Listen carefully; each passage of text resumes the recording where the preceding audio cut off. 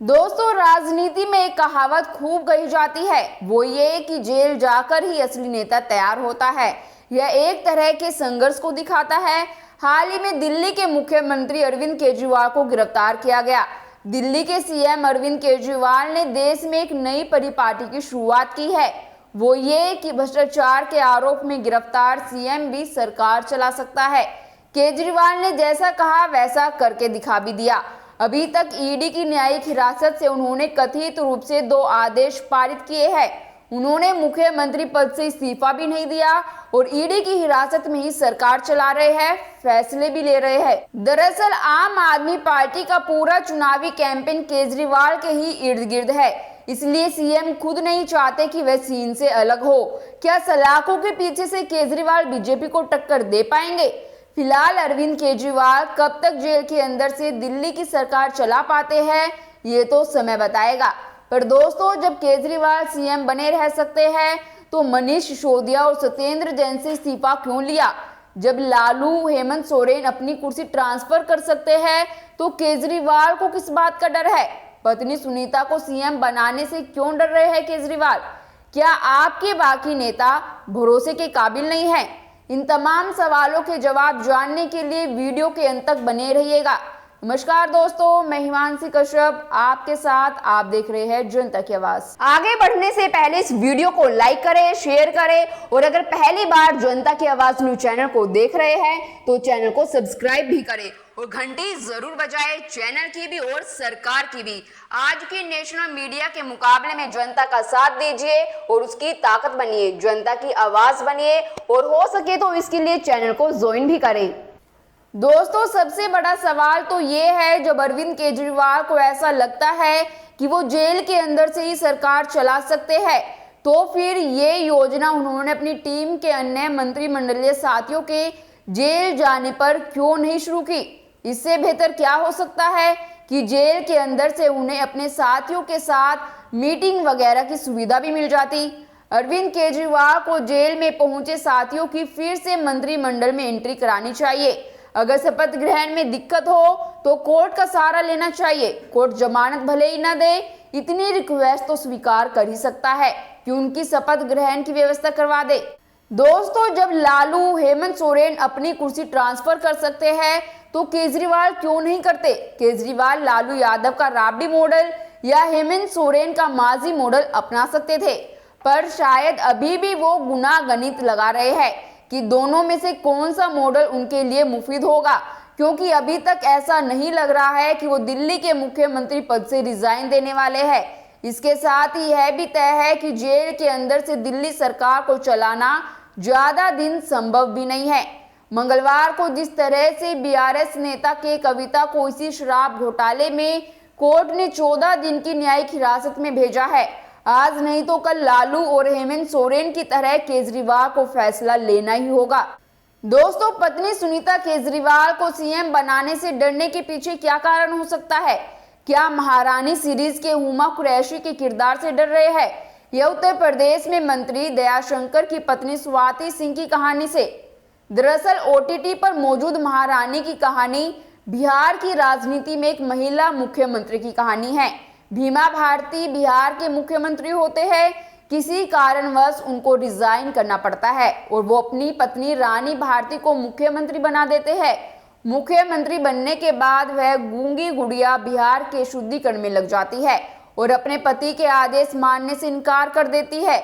बाद में भीमा भारती बहुत कोशिश करके भी अपनी पत्नी को कुर्सी से उतार नहीं पाते। उत्तर प्रदेश के परिवहन मंत्री दयाशंकर सिंह की पत्नी स्वाति सिंह की भी यही कहानी है। बीजेपी नेता दयाशंकर ने मायावती के लिए कभी अपशब्दों का इस्तेमाल किया था। मामला बढ़ने के बाद अपने पति के बचाव में उतरी स्वाति सिंह इस तरह हाईलाइट होती है कि पति की जगह पर पार्टी उन्हें विधायक का टिकट दे देती है और फिर जीतने पर मंत्री भी बनती है। उसके बाद स्वाति भी अपने पति के आदेशों का मानने से इनकार कर देती है और अपनी स्वतंत्र इमेज बनाती है। तो क्या केजरीवाल को ये दोनों कहानियां परेशान कर रही है? क्योंकि सुनीता केजरीवाल BIRS रही है। प्रशासनिक सेवा के दौरान उनकी योग्यता पर कभी उंगली नहीं उठी है, इसलिए उनकी काबिलियत पर कोई संदेह नहीं किया जा सकता। हो सकता है कि जब उन्हें सीएम का पद मिल जाए तो वो केजरीवाल से बेहतर काम करे, क्योंकि केजरीवाल अपने मुख्यमंत्री तत्काल में कभी एक्टिविस्ट से ऊपर नहीं उठ पाए। हो सकता है पुरुष का ईगो केजरीवाल के आड़े आ रहा हो, जिसके चलते वो सुनीता केजरीवाल को मुख्यमंत्री बनाने से डर रहे हो। अरविंद केजरीवाल के रिजाइन ना करने के पीछे एक कारण ये भी हो सकता है कि उन्हें अपने सहयोगियों के प्रति भरोसा ना हो। कहीं ना कहीं भरोसे का ही कारण था कि पार्टी से प्रशांत भूषण, कुमार विश्वास, योगेंद्र यादव जैसे कदावर नेता धीरे धीरे पार्टी छोड़कर जाते रहे। तो क्या अरविंद केजरीवाल को अब भी यही चिंता खाई जा रही है कि अगर वो अतिशी, सौरभ भारद्वाज या गोपाल राय आदि में से किसी को मुख्यमंत्री बना देते हैं तो ये लोग भविष्य में उन्हें किनारे लगा देंगे? केजरीवाल अगर ऐसा सोचते हैं तो यह सही भी है, क्योंकि राजनीति में कोई सगा नहीं होता है। झारखंड के मुख्यमंत्री हेमंत सोरेन भी यही चाहते थे कि उनकी पत्नी कल्पना सोरेन ही सीएम बने, पर परिवार में कई दावेदार होने के चलते उन्होंने चंपेई सोरेन को नाम चुना। दरअसल भारतीय राजनीति में एक बार नहीं कई बार ऐसा हुआ है जब भरोसे का लोगों ने कत्ल किया है। बिहार के मुख्यमंत्री नीतीश कुमार का उदाहरण सामने है। जब उन्होंने जीतन राम मांझी को सबसे कमजोर समझकर सीएम बनाया था, उनकी सोच यही थी कि कम से कम ये तो उनकी हर बातों को मानेंगे और जब कहूंगा सीएम पद छोड़ भी देंगे। पर हुआ बिल्कुल उल्टा। सीएम पद संभालते ही मांझी पलट गए, यहाँ तक कि उन्हें कुर्सी से हटाने में नीतीश कुमार की काफी मशक्कत करनी पड़ी। दोस्तों, देश का इतिहास रहा है कि मुख्यमंत्री कई खास विभाग अपने से ही अटैच रखते हैं। इसके पीछे यही कारण रहा है कि सरकार में उनका महत्व बना रहे। पर दिल्ली में अरविंद केजरीवाल ने सभी महत्वपूर्ण विभाग अपने खास सहयोगियों को देते रहे। जेल जाने से पहले तक सभी खास विभाग मनीष सिसोदिया के पास होते थे, बाद में अतिशी के पास चले गए।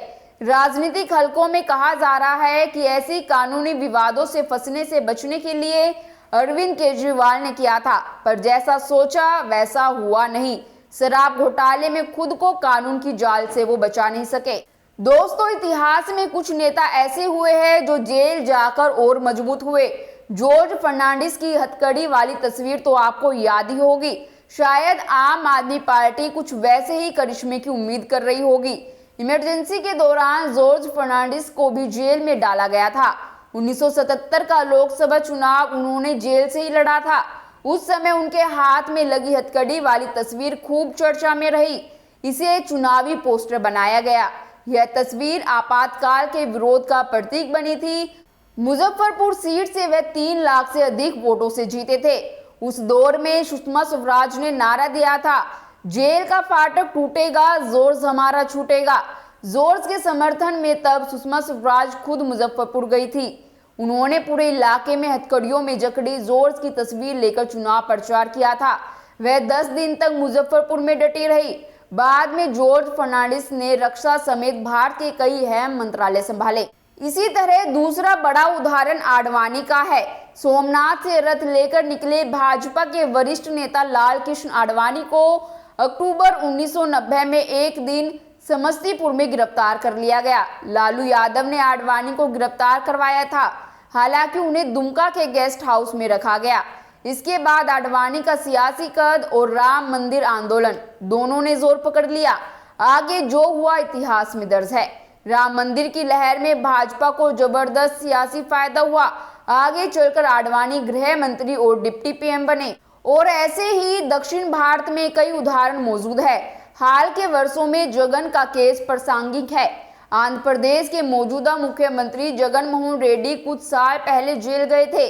16 महीने जेल में रहने के बाद बाहर आए तो उनकी राजनीति चल पड़ी। दरअसल केजरीवाल के इस्तीफे ना देने के पीछे आम आदमी पार्टी की सोची समझी रणनीति है। इसकी तैयारी पार्टी ने काफी पहले कर ली थी। भाजपा के नेता प्रोटेस्ट कर रहे हैं, लेकिन आप कॉन्फिडेंट है। आम आदमी पार्टी ने जन प्रतिनिधित्व अधिनियम 1951 का हवाला देते हुए कहा कि 2 साल या उससे ज्यादा समय के लिए जेल की सजा पाए नेता को 6 साल के लिए अयोग्य माना जाता है। पार्टी के नेताओं का मानना है चूंकि केजरीवाल को दोषी नहीं ठहराया गया, न ही वह तकनीकी रूप से अभी तक मुकदमे में है, ऐसे में पार्टी प्लान बी के बारे में सोच ही नहीं रही। फिलहाल पूरा जोर इस मामले को अपने फेवर में करते हुए ज्यादा से ज्यादा जनता की सहानुभूति हासिल करने पर है। आपकी इस पर क्या राय है, हमें कमेंट कर जरूर बताएं और बाकी खबरों के लिए देखते रहिए जनता की आवाज।